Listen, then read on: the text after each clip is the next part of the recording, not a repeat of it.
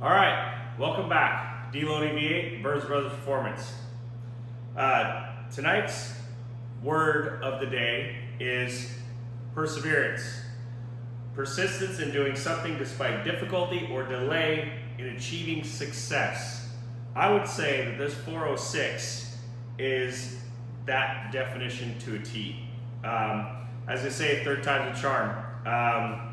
Dave started the assembly on this, and when he got to the number 2 rod and piston assembly, noticed that it had stopped dead in its tracks, was hitting the bottom of the cylinder.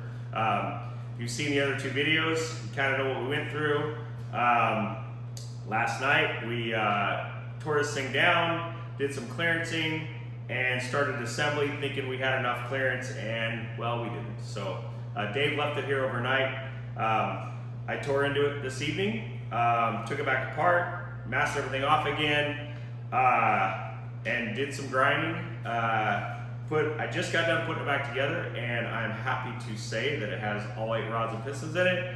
They all clear like they should. So yeah, we're gonna get this thing, we're gonna finish buttoning this thing up and get it ready for the frame rails of that Buick of Dave's. And yeah, anyway, this is a short video, but just wanted to give everybody an update on this challenge that was presented to us.